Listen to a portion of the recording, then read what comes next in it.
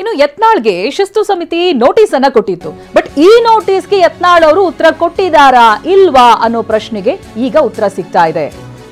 ಶಿಸ್ತು ಸಮಿತಿಯ ನೋಟಿಸ್ಗೆ ಯತ್ನಾಳ್ ಉತ್ತರವನ್ನ ಕೊಟ್ಟಿದ್ದಾರೆ. 9 ಪುಟಗಳ ಉತ್ತರವನ್ನ ನೀಡಿದ್ದಾರೆ ಶಾಸಕ ಯತ್ನಾಳ್. ನೋಟಿಸ್ ಬಂದ ಮರುದಿನವೇ ಯತ್ನಾಳ್ ಉತ್ತರಿಸಿದ್ದಾರೆ. 72 ಗಂಟೆಯೊಳಗೆ ನೀವು ಉತ್ತರವನ್ನ ಕೊಡಬೇಕು ಅಂತ ನೋಟಿಸ್ ಕೊಟ್ಟಿದ್ರು.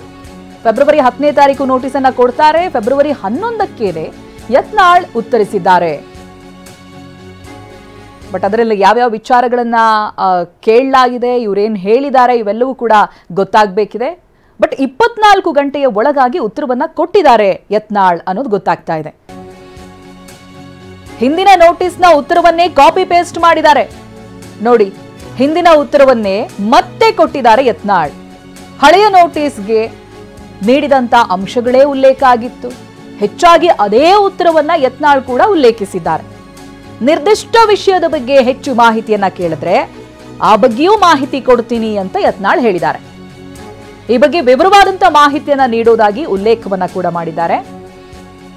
2ನೇ ನೋಟಿಸ್ಗೆ ನೀಡಿದ ಉತ್ತರದಲ್ಲಿ ಈ ರೀತಿಯಾಗಿ ಉಲ್ಲೇಖವನ್ನ ಮಾಡಿದ್ದಾರೆ ನೋಡಿ. ಯತ್ನಾಳ್ ಅವರು ಕೊಡ್ತಾ ಇದ್ದಂತ ಪ್ರತಿ ಹೇಳಿಕೆಯೂ ಕೂಡ ಪಕ್ಷಕ್ಕೆ ಮುಜುಗರವನ್ನ ತರ್ತಾ ಇತ್ತು. ರಾಜ್ಯ ಬಿಜೆಪಿ ನಾಯಕತ್ವದ ವಿರುದ್ಧವಾಗಿ ಇವರು ಬಹಿರಂಗವಾಗಿಯೇ ಹೇಳಿಕೆಯನ್ನ ಕೊಡ್ತಾ ಇದ್ರು. ಹಾಗಾಗಿ ಫೆಬ್ರವರಿ 10ನೇ ತಾರೀಕು ಯತ್ನಾಳ್ಗೆ ನೋಟಿಸ್ ಅನ್ನ ಕೊಟ್ಟರು.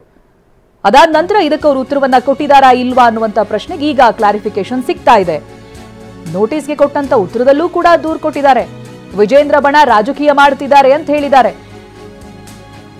ಪಕ್ಷದ ಶಿಸ್ತನ್ನ ನಾನು ಉಲ್ಲಂಘನೆ ಮಾಡಿಲ್ಲ, ನಾನು ಯಾವುದೇ ಬಣ ರಾಜಕೀಯವನ್ನ ಮಾಡಿಲ್ಲ,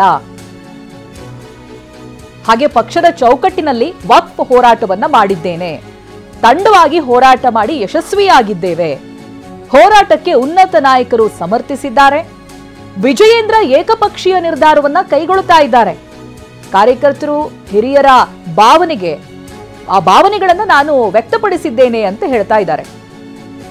ನೋಟಿಸ್ನಲ್ಲಿ ಇವೆಲ್ಲ ವಿಚಾರಗಳನ್ನ ಯತ್ನಾಳ್ ಹೇಳಿದ್ದಾರೆ.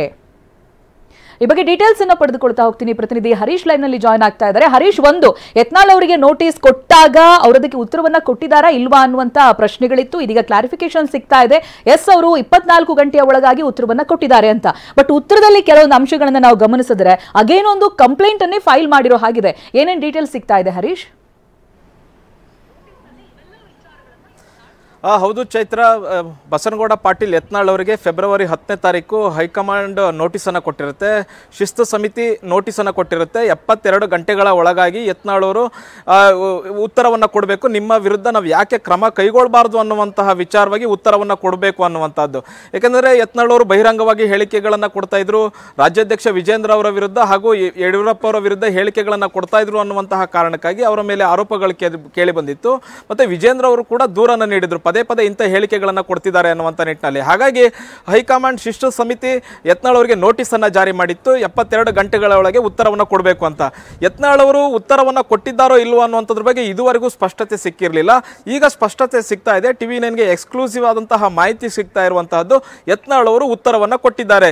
72 ಗಂಟೆಗಳ ಒಳಗಾಗಿ, ಅಂದ್ರೆ ಹೈಕಮಾಂಡ್ ಏನು ಗಡುವನ್ನು ಕೊಟ್ಟಿತ್ತು ಆ ಗಡುವಿನ ಒಳಗಾಗಿಯೇ ಯತ್ನಾಳ್ ಅವರು ಉತ್ತರವನ್ನು ಕೊಟ್ಟಿದ್ದಾರೆ. ಫೆಬ್ರವರಿ 10ನೇ ತಾರೀಕು ಯತ್ನಾಳ್ ಅವರಿಗೆ ನೋಟಿಸ್ ಸಿಕ್ಕಿತ್ತು. ಫೆಬ್ರವರಿ 11ನೇ ತಾರೀಕು ಉತ್ತರವನ್ನ ಕೊಟ್ಟಿದ್ದಾರೆ. ಉತ್ತರವನ್ನ ಕೊಡುವಂತದ್ದು ಕೂಡ ಯತ್ನಾಳ್ ಅವರಿಗೆ ಬಹಳ ಕಷ್ಟ ಆಗಲಿಲ್ಲ ಅನ್ನುವಂಥದ್ದು ಕೂಡ ಇದೆ. ಈ ಹಿಂದೆ ಹಲವು ನೋಟಿಸ್ಗಳು ಕೂಡ ಯತ್ನಾಳ್ ಅವರಿಗೆ ಬಂದಿತ್ತು. ಅನೇಕ ಬಾರಿ ಉತ್ತರವನ್ನು ಕೂಡ ಯತ್ನಾಳ್ ಅವರು ಕೊಟ್ಟಿದ್ರು. ಈಗ ಅದೇ ಉತ್ತರಗಳನ್ನ ಮತ್ತೆ ವಾಪಸ್ ಹೈಕಮಾಂಡ್ಗೆ ಕಳಿಸಿದ್ದಾರೆ ಅನ್ನುವಂಥದ್ದು. ಅಂದ್ರೆ ವಿಜೇಂದ್ರ ಅವರ ವಿರುದ್ಧವೇ ನೇರವಾಗಿ ಅವರು ಆರೋಪವನ್ನ ಮಾಡ್ತಾ ಇದ್ದಾರೆ. ವಿಜೇಂದ್ರ ಅವರು ಎಲ್ಲೆಲ್ಲಿ ತಪ್ಪುಗಳನ್ನ ಮಾಡ್ತಾ ಇದ್ದಾರೆ, ಹೇಗೆ ಅವರು ತಮ್ಮನ್ನ ಹೇಗೆ ನಡೆಸ್ಕೊಳ್ತಾ ಇದ್ದಾರೆ, ಪಕ್ಷದ ಕಾರ್ಯಕರ್ತರನ್ನ ಹಿರಿಯರನ್ನ ಹೇಗೆ ನಡೆಸ್ಕೊಳ್ತಾ ಇದ್ದಾರೆ, ಮತ್ತೆ ಅವರು ಏಕಪಕ್ಷೀಯ ನಿರ್ಧಾರಗಳನ್ನ ಯಾವ ರೀತಿ ತೆಗೆದುಕೊಳ್ತಿದ್ದಾರೆ ಅನ್ನುವಂತಹ ಉತ್ತರವನ್ನೇ ಈ ಹಿಂದೆ ಕೊಟ್ಟಂತಹ ಉತ್ತರವನ್ನೇ ಕೊಟ್ಟಿದ್ದಾರೆ. ಜೊತೆಗೆ ಪರ್ಟಿಕ್ಯುಲರ್ ಆಗಿ ಏನಾದರೂ ನಿರ್ದಿಷ್ಟವಾಗಿ ಅಂಶ ಏನಾದರೂ ಬೇಕು ಅಂತಿದ್ರೆ, ಅಂದ್ರೆ ಸ್ಪಷ್ಟನೆ ಬೇಕು ಅಂತಿದ್ರೆ ಅದಕ್ಕೂ ಕೂಡ ಉತ್ತರವನ್ನ ಕೊಡ್ತೀನಿ ಅನ್ನುವಂಥದ್ದನ್ನ ತಮ್ಮ ಉತ್ತರದಲ್ಲಿ ಪ್ರಸ್ತಾಪವನ್ನ ಮಾಡಿದ್ದಾರೆ ಅನ್ನುವಂಥದ್ದು ಕೂಡ ಗೊತ್ತಾಗ್ತಾ ಇದೆ. ಒಟ್ಟು 9 ಪುಟಗಳ ಅಂಶ ಹೊಂದಿರುವಂತಹ ಒಂದು ನೋಟಿಸ್ಗೆ ಉತ್ತರವನ್ನು ಕೂಡ ಯತ್ನಾಳ್ ಅವರು ಕೊಟ್ಟಿರುವಂತಹದ್ದು. ಚೈತ್ರ, ಥ್ಯಾಂಕ್ ಯು ಹರೀಶ್ ಮಾಹಿತಿಗಾಗಿ.